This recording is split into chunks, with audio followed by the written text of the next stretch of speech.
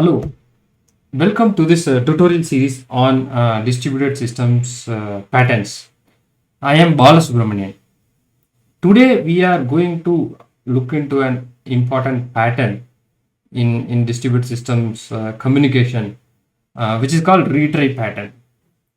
We are also going to look into a sample implementation with Java and Spring Boot after at the end of this walkthrough. Let's directly jump into the problem statement. Okay, so what does retry pattern states and where it has to be used and how it has to be used is what we are going to cover as part of this tutorial. When two systems communicate to each other, which is an inter-process communication, failures can happen anytime. The failures can be classified into two types, right? One is a transient failure, one is a permanent failure. Maybe there is another failure called failure due to validation or business related issues. But we will talk about the transient failures and how do we handle these transient failures while we communicate between two systems. When two systems communicate to each other, irrespective of whatever protocol it is, right? We may choose to communicate using TCP, HTTP, it may be REST services, it may be gRPC or whatever it is, or even maybe we try to communicate to a messaging system. So irrespective of whatever it is, we can implement this retry pattern to handle transient failures. Failures occur in distributed systems communicating to each other while passing messages or events. These failures can be transient. I just touched base on it. And the service which tries to communicate need to handle this transient failure gracefully. Okay. What is gracefully? Whenever a failure occurs, we cannot say that, oh, I am not able to communicate to my system, so I am dropping up this message. It is up to the downstream system who is calling me. They should handle this failure and I will not be able to handle. That's not the best approach that we want to take at this point. So that is why we are looking at this retry pattern. False during the communication occurs, right? For the below mentioned reasons, but not limited by the reasons which I am mentioning here, right? It may be due to the network connectivity issues, transient failures when I am trying to communicate to an upstream. Maybe some of the packets may get dropped off and I am not able to communicate because a network partition occurred. Any of the network related issues. The second, the upstream system is operating at load. For example, suddenly during a sale day, which we have been discussing in our previous videos as well, the system is experiencing a huge load at that point of time.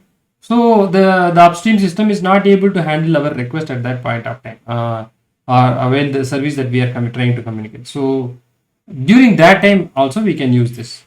Or timeout. When I am trying to communicate to it, because of the upstream which is operating at load, I may get timeout. It can be one of the reason, or when I am not able to communicate to the upstream because of a network, I may get timeout. So during these times, right, we can do a retry. These are the reasons where transient failures may occur, but these are not the only reasons, right? Then maybe other transient failures which will come. Maybe it's like we have exceeded the quota. That's a transient failure. It's not a permanent failure. For example, if you have to call a service which is limited by the rate, right? For example, I can make only 100 requests per second for a YouTube API or whatever API we can think. Like Google API is any cloud APIs which says that okay, you can call only this. That's also a transient failure. So those are several types of transient failures. So what are those transient failures for which we can use this retry pattern is what we are going to look into. What can we do when a failure happens? Okay, we can cancel the operation from our side and mark the attempt as failure. Yes, that can also be done under certain circumstances, and that is valid as well. We will look into it where will be where it is worth to do a cancel and where it is worth to do a retry. Second thing that we can do is we can do a retry. While we come to know that okay, this failure seems to be transient to me, so it's worth retrying. So those are the two operations that we can do whenever a failure happens, when we do a communication, when we do a eventing out, and when we do whatever operation which is beyond interprocess communication, right? We can do a retry. Canceling the operation might be costly when we can do a retry from our side when the failures are transient. Uh, uh, so what would be the business loss? There might be some event streaming systems where they will emit events, domain events, and the system which is emitting the domain event might not be able to emit the same event again. So that becomes a costly operation when we do a cancel at that point of time. It may cost value in the business, right? So during that time, canceling the operation becomes very critical. We should not cancel it.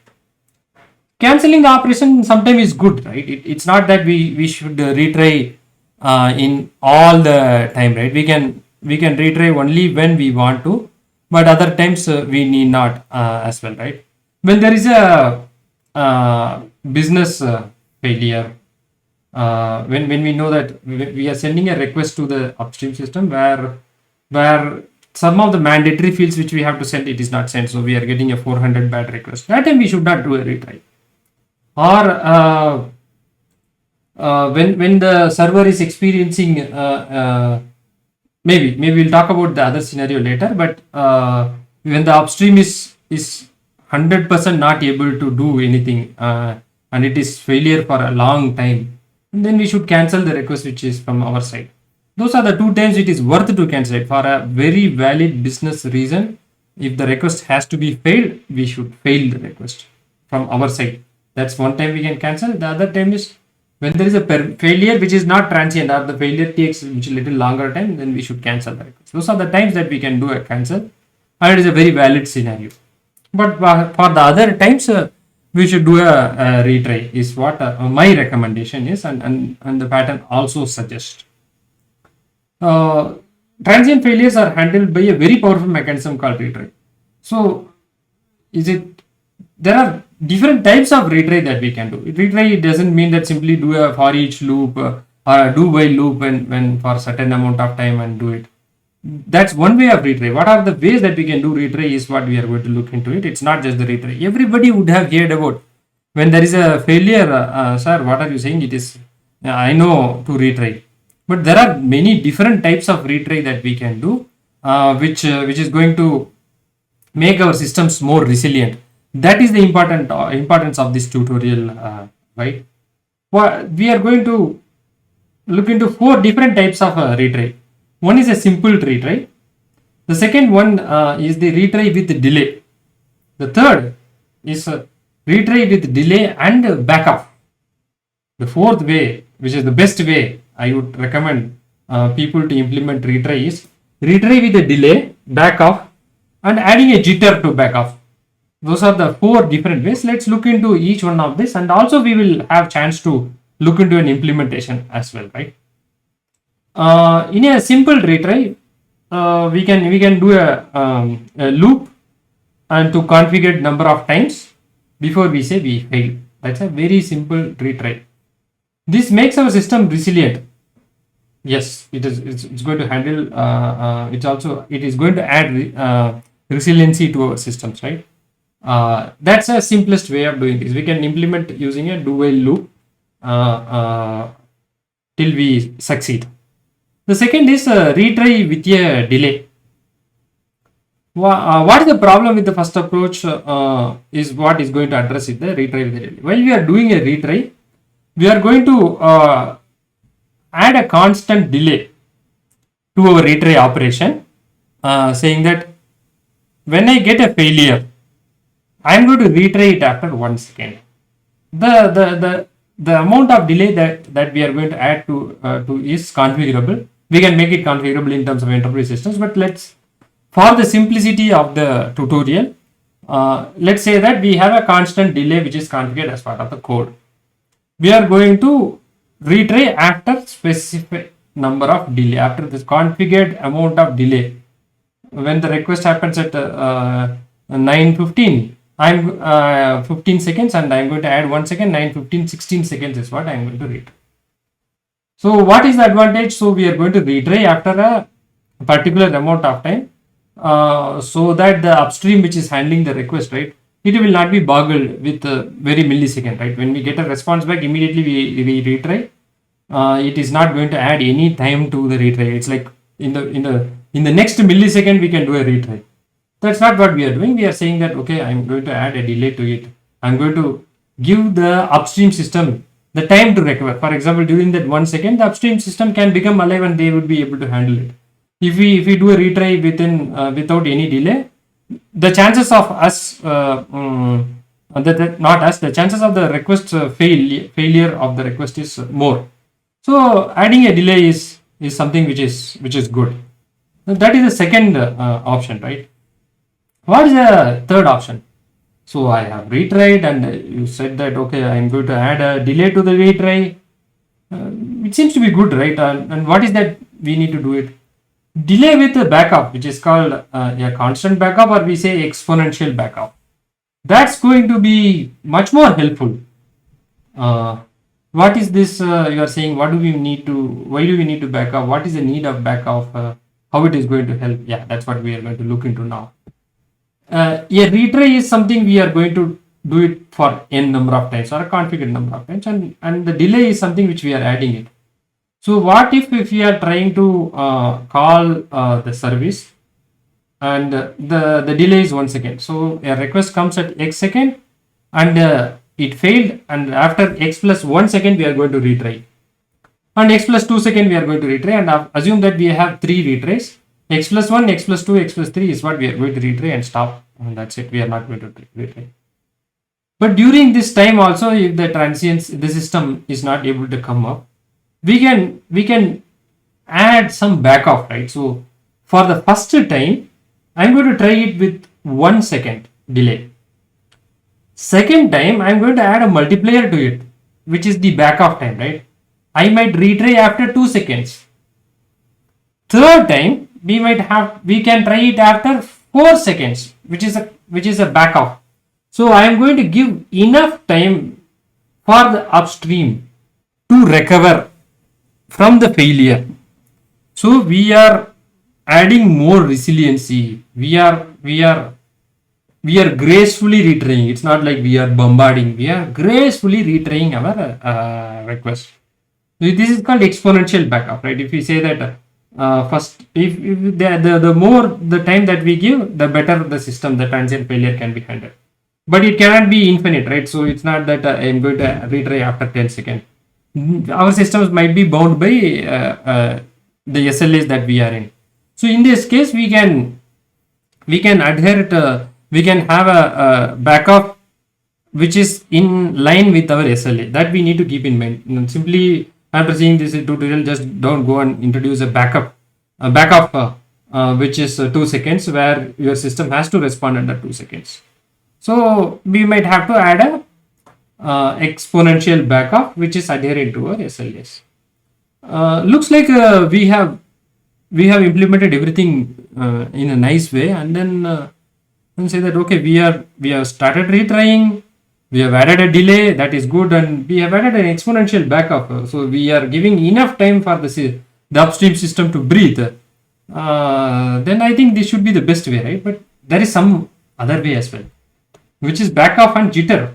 Jitter is which whenever I review code, right, mostly people don't use backup, but even when they use backup, 99.99% of the time, whenever I reviewed the code, people have not used jitter at all, and because they don't know why do we need to use jitter, and that is what I'm going to explain in this tutorial, which is the key takeaway, and this is the best way that we need to retry.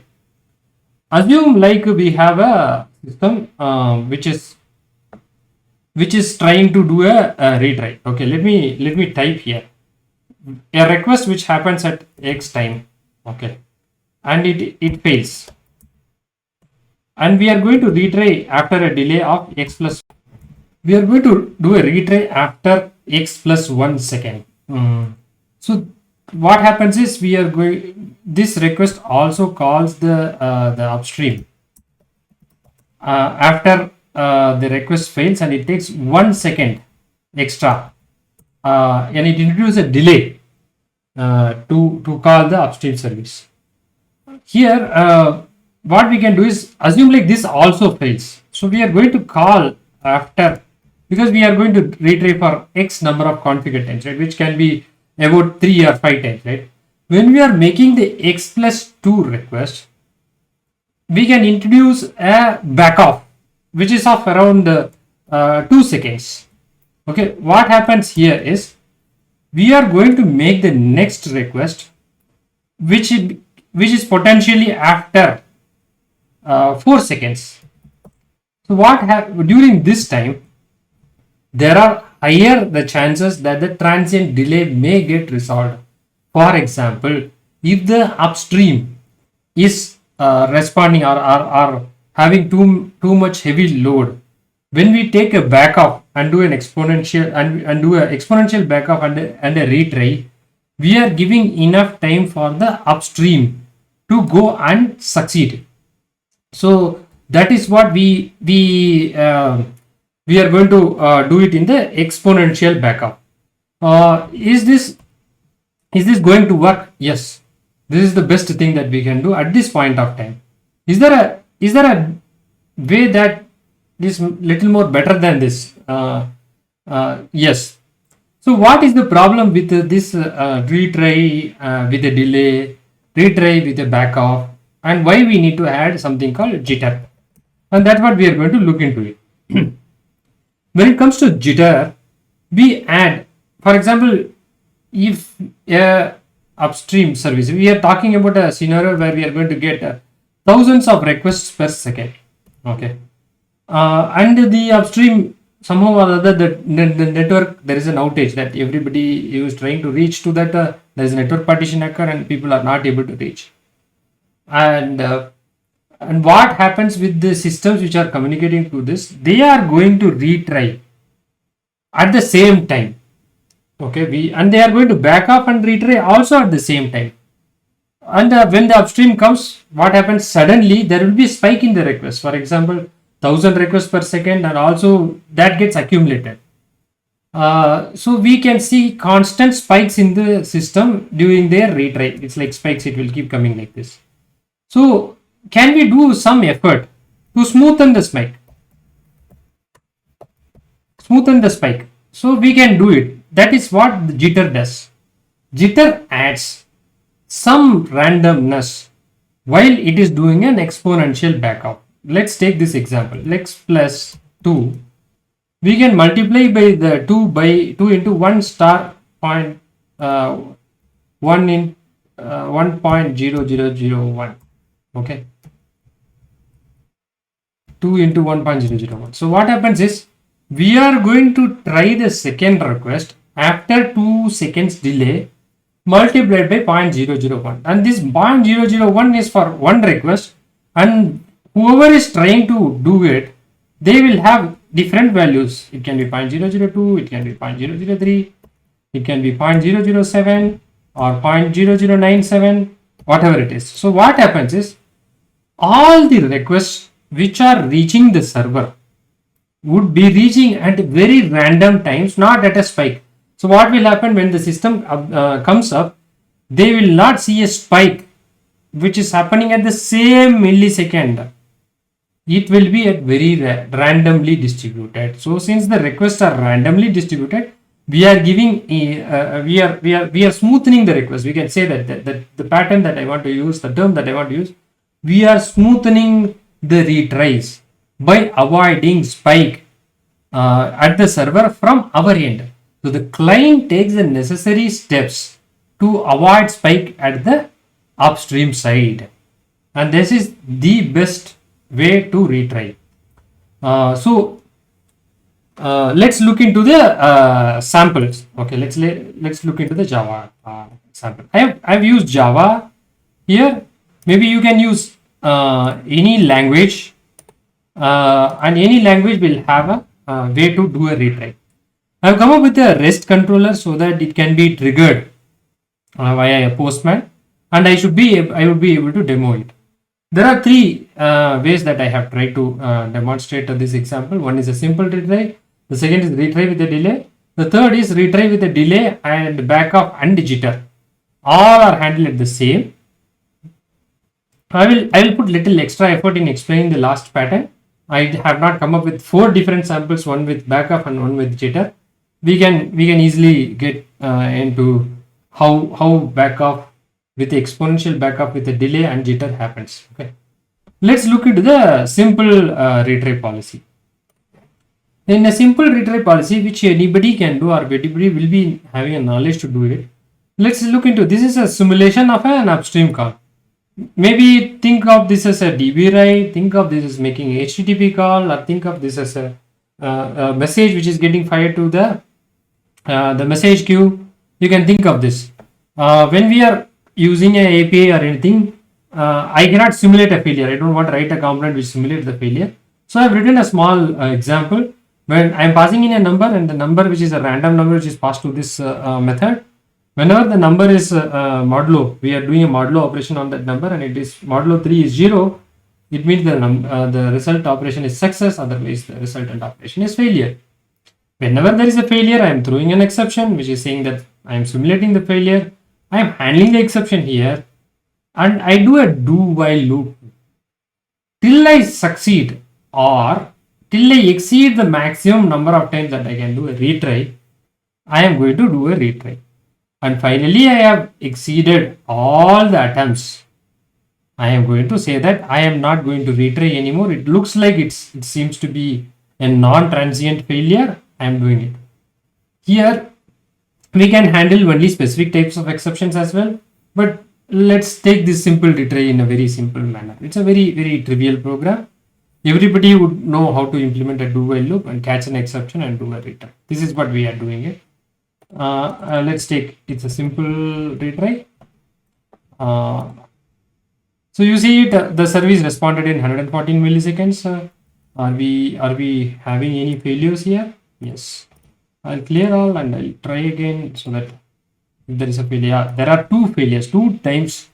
When I'm trying to pass a number, I've passed a random number which resulted in failure twice. And the 3rd time we succeeded.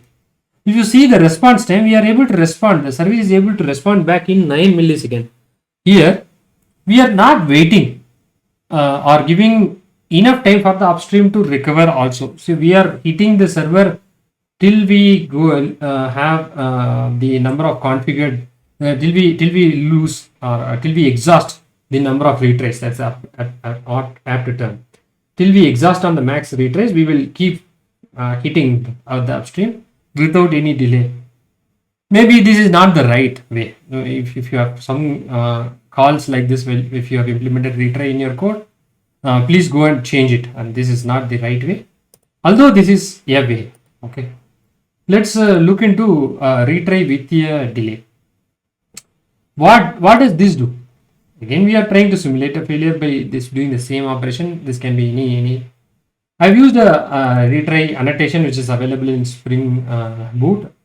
It's called a retry pattern. Almost all languages, Golang, JavaScript would have a retry library implemented. One of the best retry libraries available is the Resilience4j, which I have used in production systems. You can simply implement it, that retry in plain Java. Also along with Spring Boot. Of late, the latest versions of Spring Boot uses Resilience4j underlying is what I have heard. But any language, C#, Java, Golang, JavaScript, all languages will have some library to implement retry, or you can also implement retry on your own. But you should have obviously libraries to do it. Let's look into it. When we are doing a retry, we are saying that I'm going to retry on a particular type of exception, which is the generic exception. It can be any other exception as well, or arrays of more than one exception. I'm going to retry only for maximum of 3 times, not 5 times. But what am I going to do is, I'm going to add a delay of 1 second to it. Okay. When the first request failed, I'm going to wait for 1 second and then only I'm going to do a retry. During this 1 second, the transient failure that we are thinking might get resolved. That is the point behind this. So let's try this. I'm not sure what is the controller. Let's look into what is. Okay, it's a retry with delay.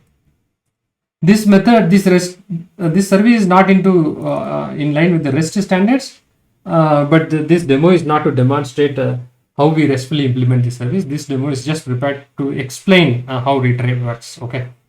So we are going to call the service. You see, I think the service succeeded. There is no failure because it's a very random failure we have introduced. I'm trying to do it. Wow, see this. See, we should see minimum 2 failures. So we have 3 failures. It's the first failure. Second time we added 1 more second. Third time we have added 1 more second. So this is the first request and 2 times we have retried. That's why you see 2 seconds. The 0.4 is the actual, which is the 40 millisecond time which is taken to execute the service, but the service failed. So we are seeing the service is executed or retried with a delay of, with a constant factor of 1 second. That is very well demonstrated with the time it taken to do it. Because it has exceeded 3 times, it is saying that, so I am getting a 500 response. You don't see a 200 response here. You get a 500 response because I have tried 2 times and I'm not able to succeed. Okay, that's what we are seeing it here. So let's try it again. Okay, we are able to constantly simulate the failure. You still get 500 error. Let's increase the that's why you see it, right? It's 3 includes the main request plus the 2 times. So let's increase it to 5 and then restart the service. Let's see if we are able to do it. By the time it comes up, it may take a second or so to come up.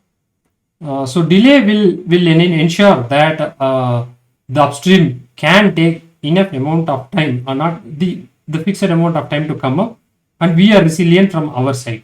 That's the purpose of this delay. So I think the service has come up. I will try it now. See, I'm able to get success. If I check for failure, it would have failed.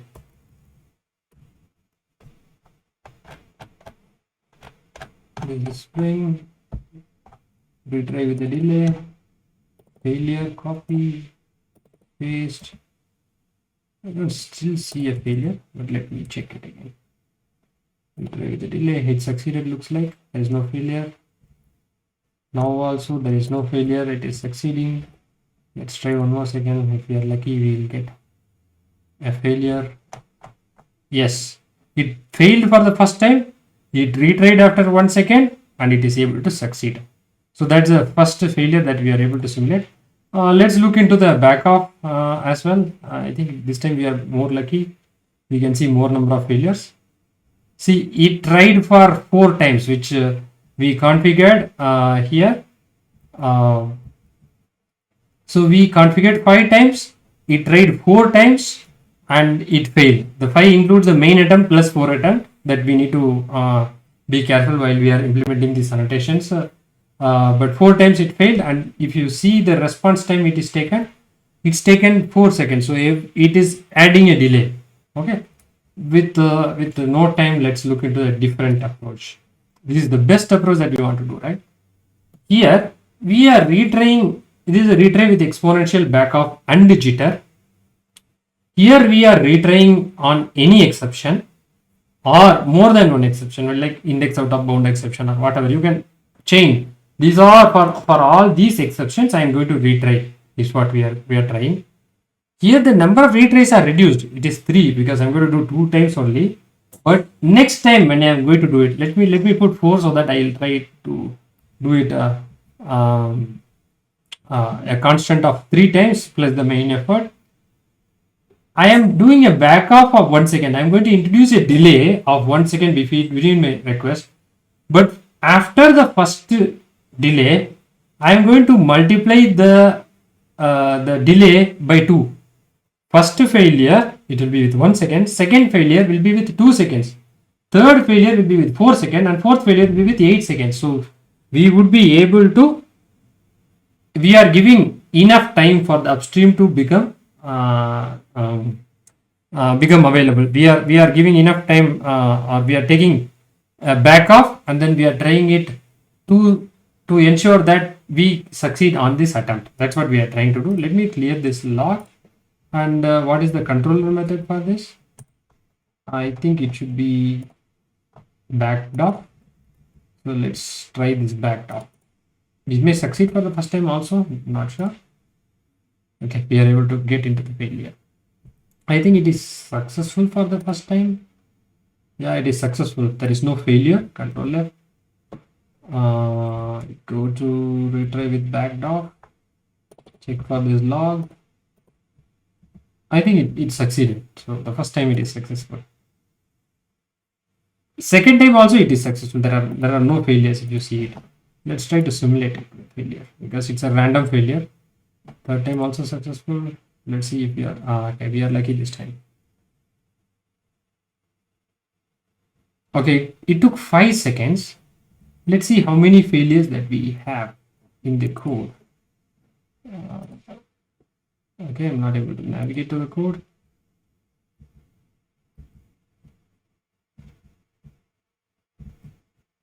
Okay, we got it. So if you see it, we tried twice.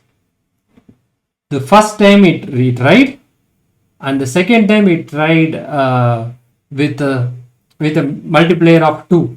That is why we are able to respond after a delay of 4 seconds. The first failure multiplied by 2, the second time multiplied by 2. That's why it is taking that much time to do it. So here, what are we doing? This is called exponential backup. We have just looked into the exponential backup. There is something called random, which we did not discuss. What is this randomness?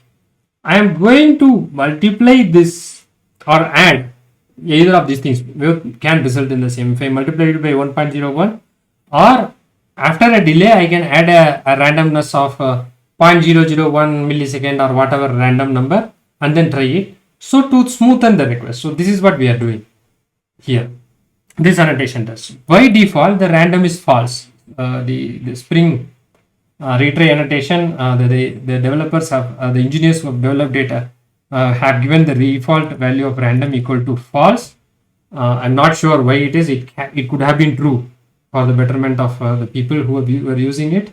But the random has to be set to true to add a jitter to it. This is called jitter. On all the codes that I have reviewed till this time, 99.99% of the time people have not used a proper backup and they have never used a jitter. So I keep telling people that if you use jitter, you are helping the upstream to handle spikes from your end. It's being friendly to the service that you are consuming, right? And that's what I recommend. If you have implemented retry in your code, please go and take a look whether you are using an exponential backup. And if you are using an exponential backup, if you are using a randomness while you are trying back, that's what you should be doing it. And with this, we have come to the end of this tutorial. Thanks for your time. Till we look into the next video. Thanks for your time. Feel free to subscribe to my channel. Bye.